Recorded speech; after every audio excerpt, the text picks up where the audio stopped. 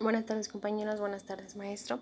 Somos del equipo que va a exponer el tema de aplicación de técnicas grupales, la asignatura de salud mental. El docente es el licenciado en psicología Luis Alberto Huertas Arellano y las alumnas es Pamela Citlali Alcántara Campos y Almadelia Reyes González, de la licenciatura en enfermería y grupo 161. Como tal, dentro de aplicación de técnicas grupales tenemos que tomar muy en cuenta que la enfermería o la enfermera es muy fundamental en el área de salud mental. La función del personal de enfermería en el equipo de salud mental está en correspondencia con el nivel de atención de salud al paciente mentalmente enfermo. Dentro de la aplicación de estas técnicas grupales encontramos lo que es el modelo de psicoeducación y el modelo de psicoeducación en grupo. El primero solamente va a ser enfocado hacia las enfermedades mentales del paciente y en el segundo puede ser en grupo hacia el paciente o la intervención familiar. Las intervenciones de enfermería a cada uno de estos dos modelos o técnicas de psicoeducación van a ser aplicables hacia el paciente de acuerdo a la patología que el paciente tenga. Como tal, para explicar los siguientes subtemas no obtuvimos información clara concreta, pero vamos a explicar la información que se asemeje más a cada uno de los siguientes subtemas. Dentro de estos subtemas aplicamos como tal lo que es la valoración de enfermería, nos basamos dentro de eso y de acuerdo a los 11 patrones de Marjorie Gordon. El proceso de valoración de enfermería en salud mental, la valoración es muy primordial. Es el proceso de obtener aquella información sobre la persona en su conjunto, no solamente de aquellas necesidades o disfunciones, sino hay que tratar también los aspectos físicos, intelectuales, sociales, culturales y espirituales. Marjorie Gordon nos menciona que la valoración es muy necesaria para iniciar aquella práctica terapéutica. Como tal, primero el personal de enfermería tiene que hacer aquella valoración, identificando estos aspectos antes ya mencionados, para posteriormente identificar cuáles son las necesidades de nuestro paciente, qué necesidades o qué patrones dentro de su persona están alterados para nosotros poder intervenir de acuerdo a la patología del paciente. El primer subtema es expresar ideas y opiniones. Dentro de este tenemos que saber identificar 3 puntos: expresión facial, modo de hablar, pensamiento y lenguaje. En expresión facial va a ser el uso o evitación del contacto visual con el paciente. Se va a valorar el tamaño de pupilas, si la expresión facial corresponde a aquellas emociones o actos, la presencia de tics o muecas. Tenemos que saber identificar estas expresiones de nuestro paciente para poder intervenir.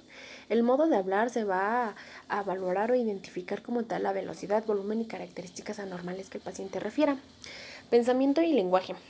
Dentro de pensamiento y lenguaje, los problemas en el contenido, en el qué piensa el paciente, qué idea tiene el paciente para poder expresarla. Y en su máxima expresión patológica, como tal, encontramos que es el delirio. El delirio va a ser una expresión de nuestro paciente cuando va a expresar ideas y opiniones.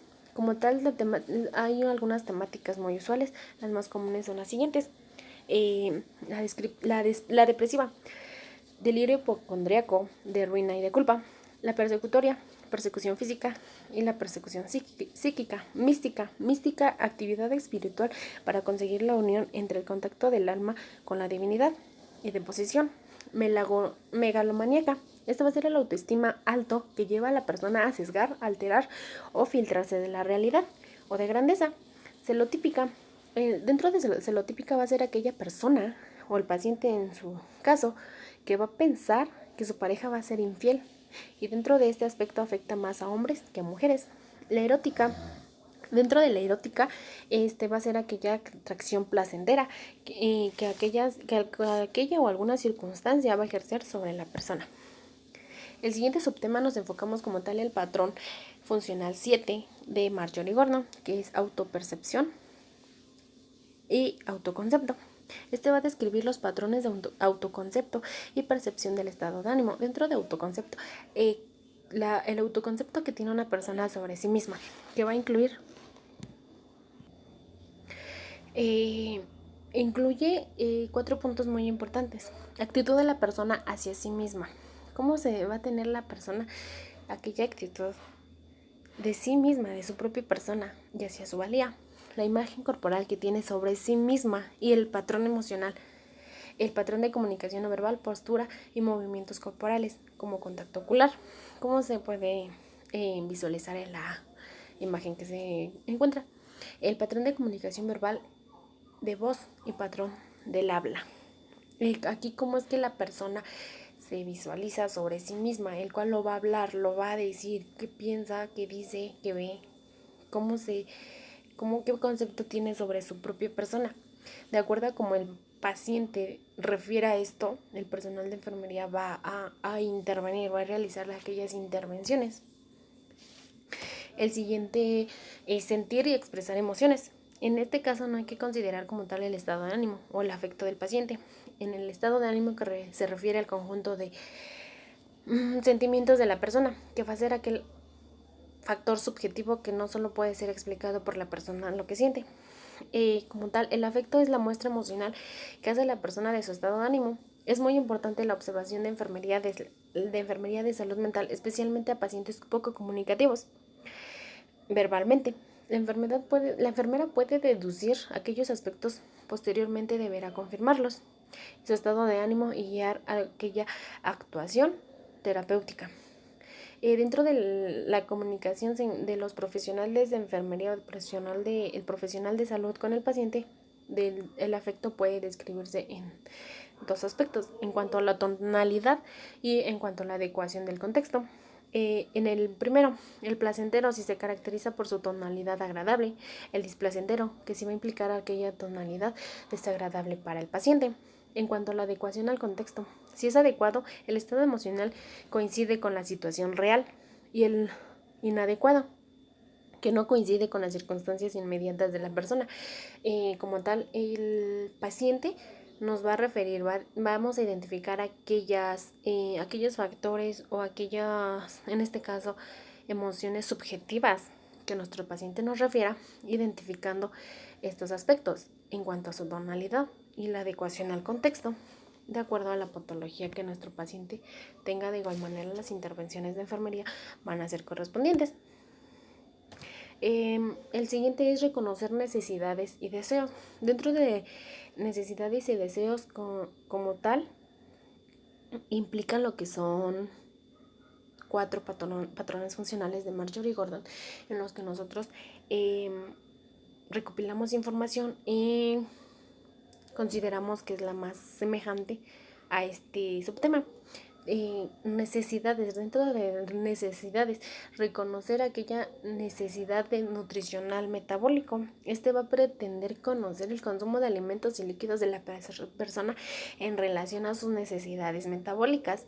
Eliminación se considera dentro de una de las necesidades, que va a conocer aquellos patrones de función excretora de la persona. Sueño, descanso, de igual manera se considera una necesidad fisiológica del paciente, y el cual va a describir patrones de sueño, reposo y relajación. Y el patrón 9, que es sexualidad y reproducción. En este va a describir los patrones sexuales y reproductivos de la persona. Este se puede considerar como un deseo del paciente, que puede referir deseos sexuales. En el cual pues tenemos que saber identificar a nuestro paciente cómo va a referir esta identificación de necesidades, de sus propias necesidades de nuestro paciente, de él, que nos refiera si realmente lo sabe identificar o no. Esos datos subjetivos nosotros tenemos que aprender y saber valorarlos. Dentro de estas necesidades, como tal, igual incluimos lo que es la pirámide de Maslow. Este es muy independiente de los patrones funcionales de Marjorie Gordon. La pirámide de Maslow se enfoca como tal básicamente en 5 puntos, que va escalonado en forma de un triángulo. Las primeras son las necesidades fisiológicas o básicas, que va a ser aquella alimentación, mantenimiento de salud, respiración, descanso y sexo. Esto se considera como necesidades fisiológicas. Necesidades de seguridad, como necesidad de sentirse seguro, protegido en su vivienda o en un empleo. Necesidades sociales, desarrollo afectivo, asociación, aceptación, afecto e intimidad sexual. Necesidad de autoestima, reconocimiento, confianza, respeto y éxito.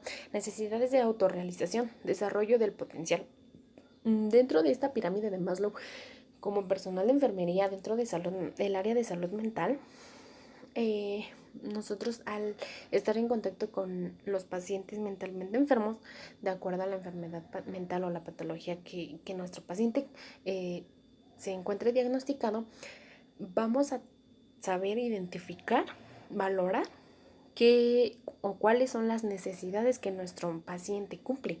Si él las identifica y si refiere adecuadamente a este tipo de necesidades que nuestro paciente, que nuestro propio paciente nos va a referir.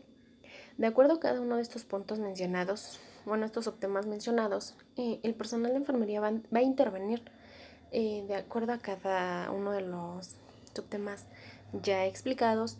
Las intervenciones de enfermería van a ser adecuados o se van a adecuar de acuerdo a la patología de nuestro paciente, pero precisamente tenemos que valorar y aprender a identificar este